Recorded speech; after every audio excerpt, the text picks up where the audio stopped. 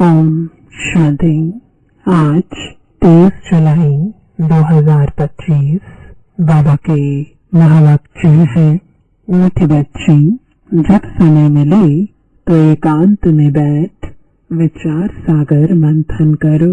जो पॉइंट्स सुनते हो उसको रिवाइज करो।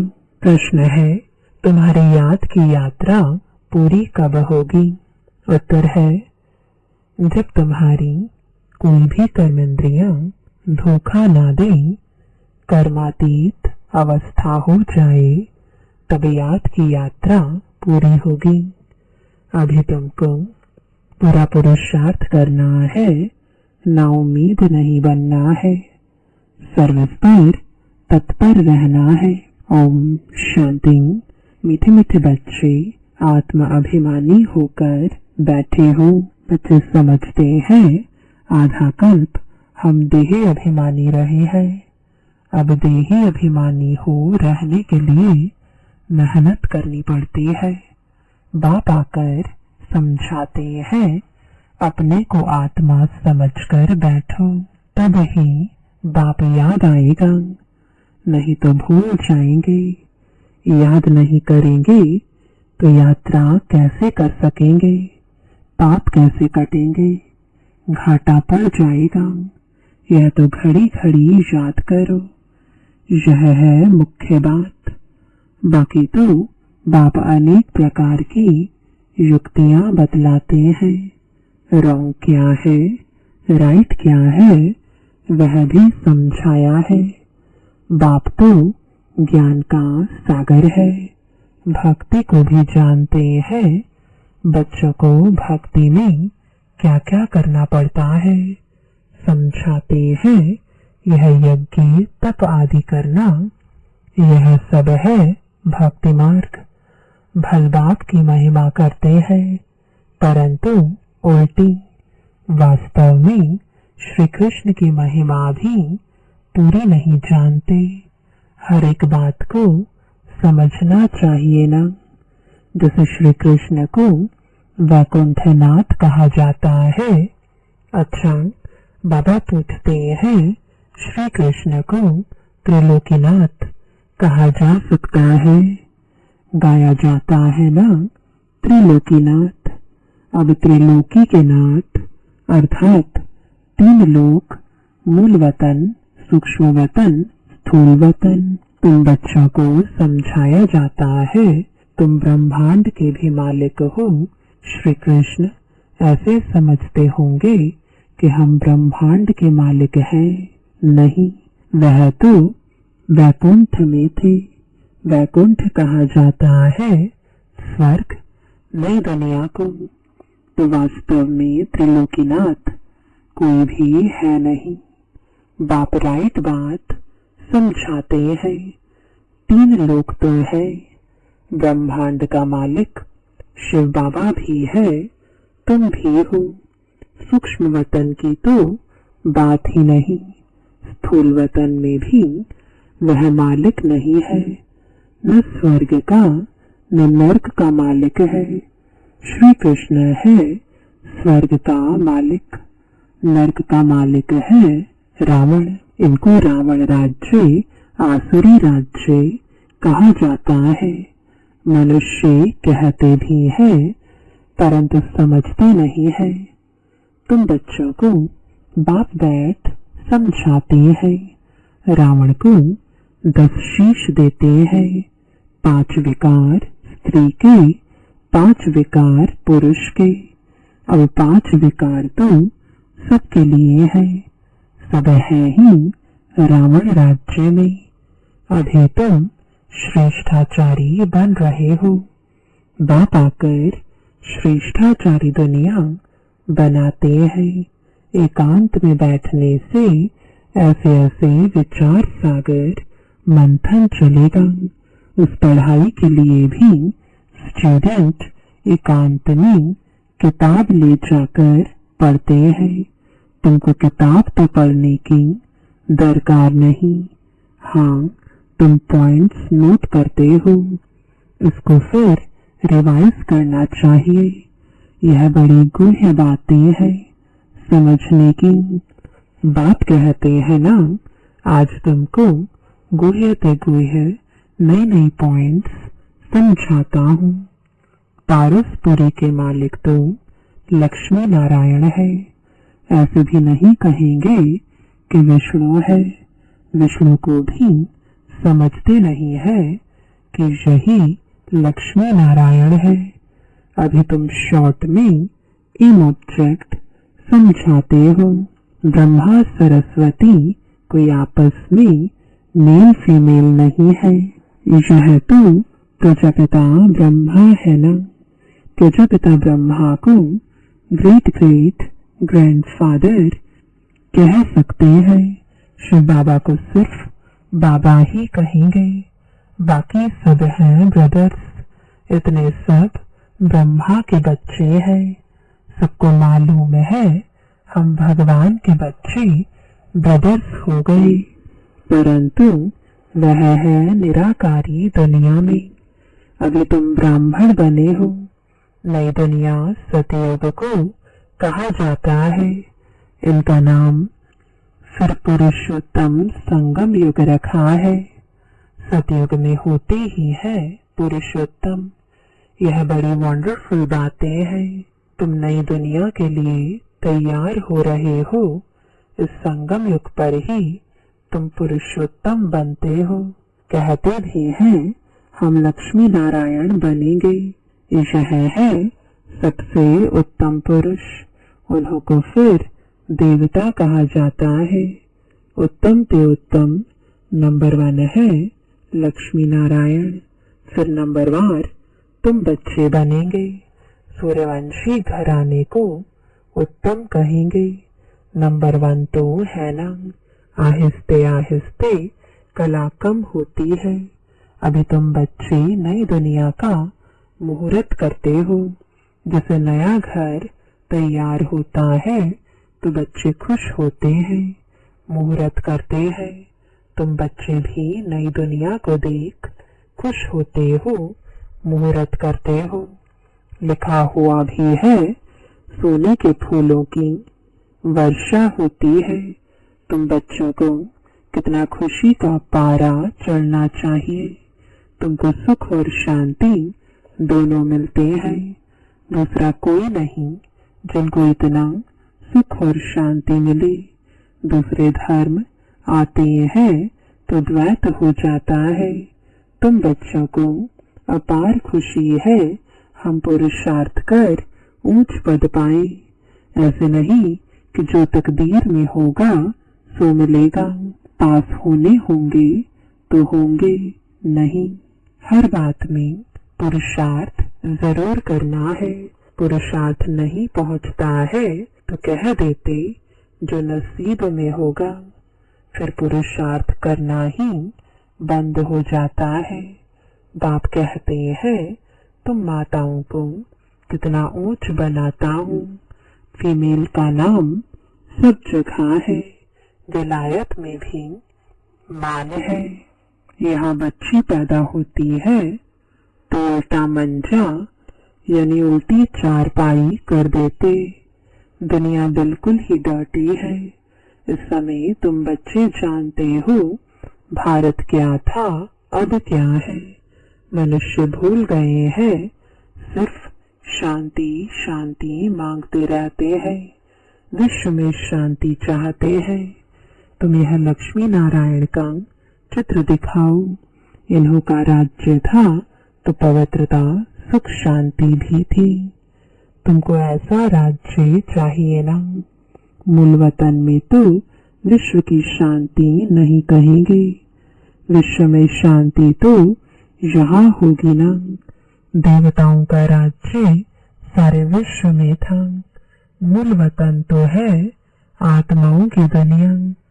मनुष्य तो यह भी नहीं जानते कि आत्माओं की दुनिया होती है।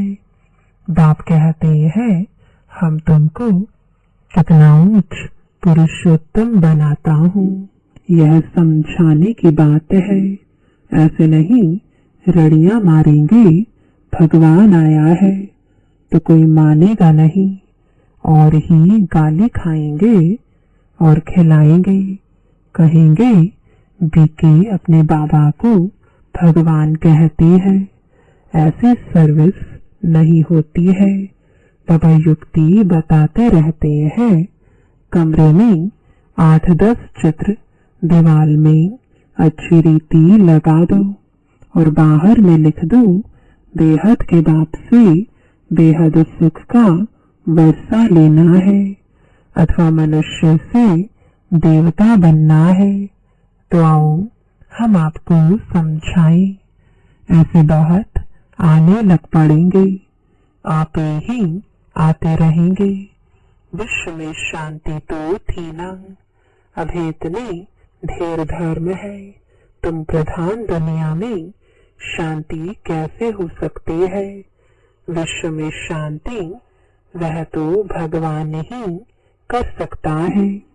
शिव बाबा आते हैं, जरूर कुछ सौगात लाते होंगे।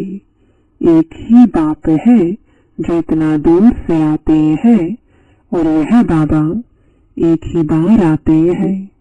इतना बड़ा बाबा 5000 वर्ष के बाद आते हैं। मुसाफिरी से लौटते हैं तो बच्चों के लिए सौगात ले आते हैं ना। स्त्री का पति भी बच्चों का बाप तो बनते हैं ना। फिर दादा परदादा तरदादा बनते हैं। इनको तुम बाबा कहते हो। फिर ग्रैंडफादर भी होगा, ग्रेट ग्रैंडफादर भी होगा। बिरादरियां है ना। एडम आदिदेव नाम है, परंतु मनुष्य समझते नहीं है। तुम बच्चों को बाप बैठ समझाते हैं। बाप द्वारा सृष्टि चक्र की हिस्ट्री ज्योग्राफी को तुम जानकर चक्रवर्ती राजा बन रहे हो। बाबा कितना प्यार और रुचि से पढ़ाते हैं, तो इतना पढ़ना चाहिए ना। सवेरे का टाइम तो सब फ्री होते हैं। सुबह का क्लास होता है, आधा पौना घंटा। मुरली सुनकर फिर चले जाओ। याद तो कहाँ भी रहते कर सकते हो। इतवार का दिन तो छुट्टी है। सवेरे 2-3 घंटा बैठ जाओ। दिन की कमाई को मेकअप कर लो, पूरी झोली भर दो। टाइम तो मिलता है ना। माया के तूफान आने से याद नहीं कर सकते हैं। बाबा बिल्कुल सहज समझाते हैं। भक्ति मार्ग में कितने सत्संगों में जाते हैं। श्री कृष्ण के मंदिर में, फिर श्रीनाथ के मंदिर में, फिर और किसके मंदिर में जाएंगे। यात्रा में भी कितने व्यभिचारी बनते हैं। इतनी तकलीफ भी लेते, फायदा कुछ नहीं। ड्रामा में यह भी नोंद है, फिर भी होगा। तुम्हारी आत्मा में पाठ भरा हुआ है। सतयुग त्रेता में जो पाठ कल्प पहले बजाया है, वही बजाएंगे। मोटी बुद्धि यह भी नहीं समझते हैं। जो महीन बुद्धि है, वही अच्छी रीति समझकर समझा सकते हैं। उन्हें अंदर भासना आती है कि यह अनादि नाटक बना हुआ है। दुनिया में कोई नहीं समझते यह बेहद का नाटक है। इनको समझने में भी टाइम लगता है। हर एक बात डिटेल में समझाकर फिर कहा जाता है, मुख्य है याद की यात्रा। सेकंड में जीवन मुक्ति भी गाया हुआ है। और फिर यह भी गायन है कि ज्ञान का सागर है। सारा सागर स्याही बनाओ, जंगल को कलम बनाओ, धरती को कागज बनाओ, तो भी अंत नहीं आ सकती। शुरू से लेकर तुम कितना लिखते आए हो। ढेर कागज हो जाए, तुमको कोई धक्का नहीं खाना है। मुख्य है ही अल्फ। बाप को याद करना है। यहाँ भी तुम आते हो शिव बाबा के पास। शिव बाबा इनमें प्रवेश कर तुमको कितना प्यार से पढ़ाते हैं, कोई भी बड़ाई नहीं है। बाप कहते हैं मैं आता हूँ पुराने शरीर में। कैसे साधारण रीति शिव बाबा आकर पढ़ाते हैं, कोई अहंकार नहीं। बाप कहते हैं तुम मुझे कहते ही हो बाबा पतित दुनिया पतित शरीर में आओ, आकर हमको शिक्षा दो। सतयुग में नहीं बुलाते हो कि आकर हीरे जवाहरातों के महल में बैठो, भोजन आदि खाओ। शिव बाबा भोजन खाते ही नहीं, आगे बुलाते थे कि आकर भोजन खाओ। 36 प्रकार का भोजन खिलाते थे। यह फिर भी होगा, यह भी चरित्र ही कहीं। श्री कृष्ण के चरित्र क्या है? वह तो सतयुग का प्रिंस है। उनको पतित पावन नहीं कहा जाता। सतयुग में यह विश्व के मालिक कैसे बने हैं, यह भी अभी तुम जानते हो। मनुष्य तो बिल्कुल घोर अंधियारे में है, अभी तुम घोर रोशनी में हो। बाप आकर रात को दिन बना देते हैं। आधा कल्प तुम राज्य करते हो तो कितनी खुशी होनी चाहिए। तुम्हारी याद की यात्रा पूरी तब होगी जब तुम्हारी कोई भी कर्मेंद्रियां धोखा ना दे, कर्मातीत अवस्था हो जाए, तब याद की यात्रा पूरी होगी। अभी पूरी नहीं हुई है, अभी तुमको पूरा पुरुषार्थ करना है। ना उम्मीद नहीं बनना है, सर्विस और सर्विस। बाप भी आकर बोले कान से सर्विस कर रहे हैं ना। बाप करण करावन हार है। बच्चों के लिए कितना फिक्र रहता है। यह बनाना है, मकान बनाना है। जैसे लौकिक बाप को हद के ख्यालात रहते हैं, वैसे पारलौकिक बाप को बेहद का ख्याल रहता है।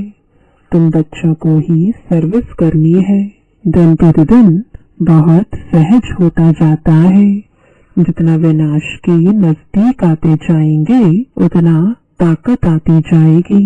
गाया हुआ भी है, भीष्म पितामह आदि को पिछाड़ी में तीर लगे। अभी तीर लग जाए तो बहुत हंगामा हो जाए, इतनी भीड़ हो जाए जो बात मत पूछो।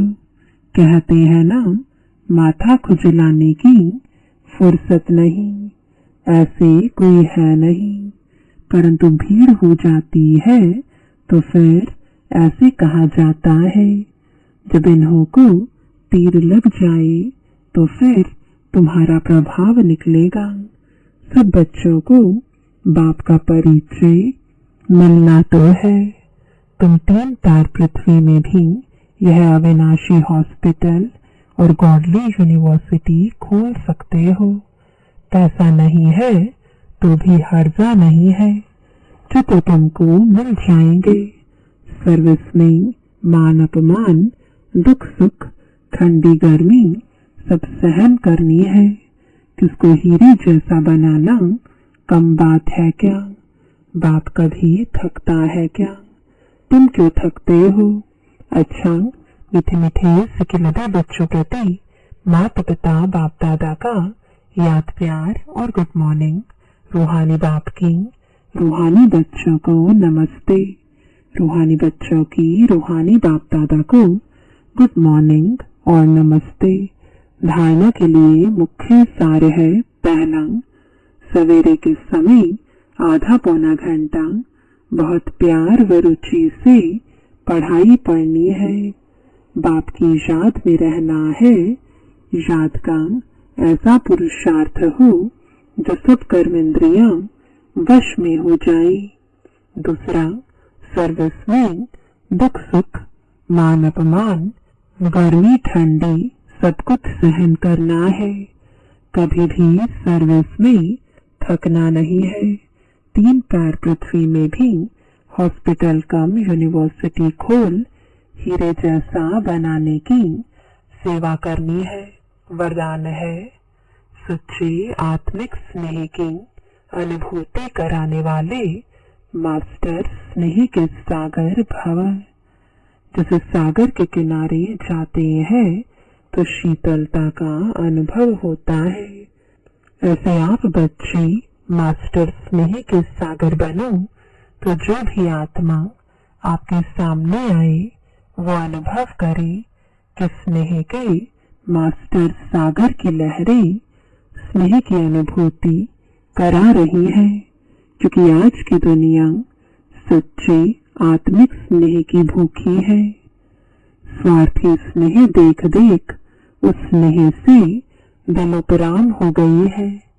इसलिए आत्मिक स्नेह की थोड़ी सी घड़ियों की अनुभूति को भी जीवन का सहारा समझेंगे।